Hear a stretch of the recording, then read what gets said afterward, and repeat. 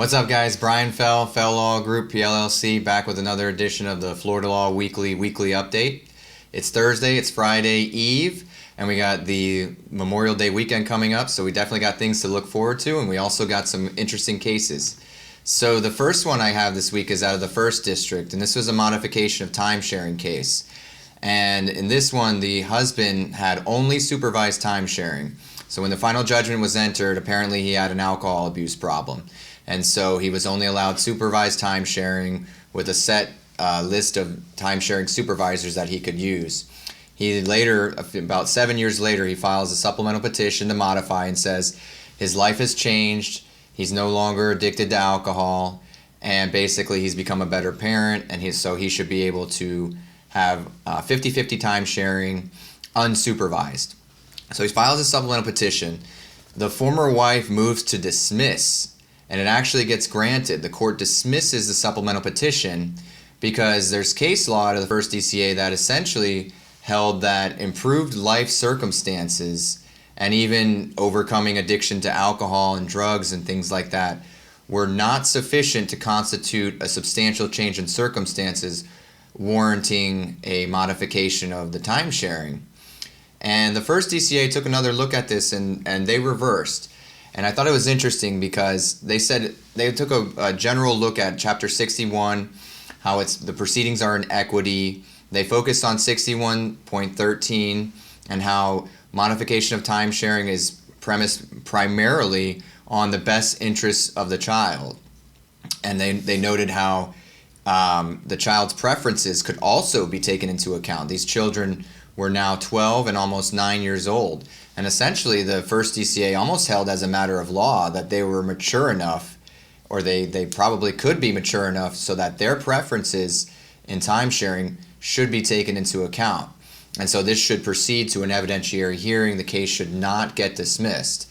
I thought this was interesting too because a lot of times practitioners, and of course the case law provides, that the change in circumstances must be unanticipated.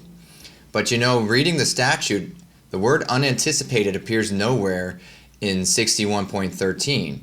And so I wonder if that's something that the courts will look into going forward, whether petitions to modify can be based essentially solely on the best interests of the child and a showing of substantial change in circumstances. So it's a very factual, intense inquiry, and it's probably not going to get dismissed at the motion to dismiss stage. So interesting case for that.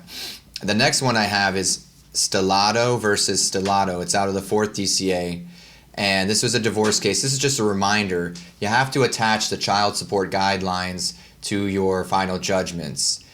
Any order that establishes child support, you have to have child support guidelines. They have to either be filed in the docket and then the judgment or order can reference the guidelines, or they have to actually be attached to the judgment. If the judgment does not attach the guidelines or specifically reference which guidelines they're referring to, the case will get reversed on appeal.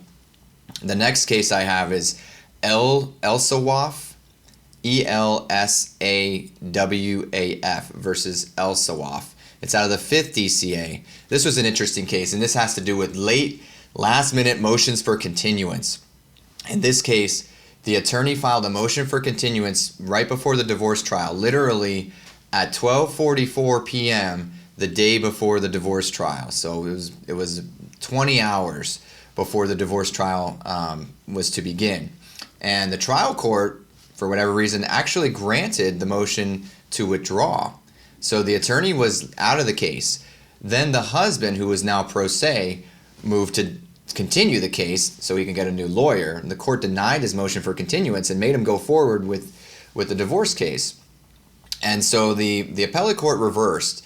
And this is a word to the wise. If you're looking to withdraw at the last minute, the appellate court made clear here that the court has discretion to deny your motion to withdraw and make you try the case on behalf of your client.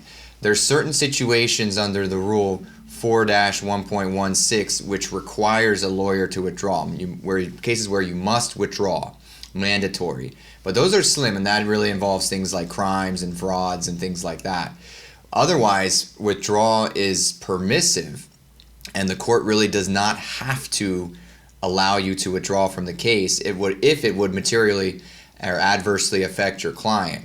So be careful with this, because I know a lot of lawyers sometimes before trial they want their clients to pay them in order to go to trial, and that seems like what happened here.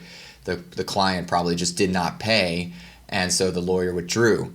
But if you're going to withdraw like that, make sure you do it early enough so that it does not adversely affect your client, because otherwise the court may deny your motion to withdraw and you'll be stuck trying the case. The last one I have is MacPherson versus MacPherson. I don't know if there's any relation to L. MacPherson, but in this one, this is just a reminder of cutoff date versus valuation date. In this case, the court valued the marital residence as of the party's separation date, but it also included a loan from the husband's parents that was satisfied before the divorce case was filed. So the cutoff date for identifying marital assets and liabilities is always, unless there's a valid separation agreement, it's always the date of filing. So what the court did was it said, well, I'm going to value the marital residence as of the date of separation. And as of the date of separation, there was still a liability that for a loan for the purchase of the marital residence from the husband's parents. But before the date of filing, apparently the husband paid off that loan, so no longer exists. Well, no longer exists as of the date of filing. That loan is no longer a marital liability because it ceases to exist. Perhaps he should have waited until after the filing of the divorce case, because then it could be considered a marital liability that would exist as of the date of filing. But he went ahead and paid it off before, and so the appellate court reversed and says that's not a marital liability. You paid it off.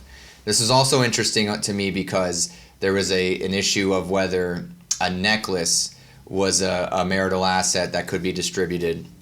The necklace was apparently owned by the husband's brother, and the thing that was interesting to me was that there was no evidence that the necklace ever even existed, and the reason for that was there was no testimony about it. The only reference of it was the lawyer speaking about the necklace. And so this happens a lot in my experience. Lawyers will just talk at hearings and assume that the lawyer speaking constitutes evidence, which of course the court said no, it does not. There was no evidence. The lawyer speaking and making an argument is not evidence. You actually need evidence, testimony, some documents, some sort of actual evidence to prove the existence of this necklace, and the lawyer just speaking about it is insufficient. So those are the cases this week. I hope you enjoyed it. Please go ahead and enjoy your long weekends and in remembrance of the troops that have died for the USA. All right, happy Memorial Day weekend, everybody. Take care.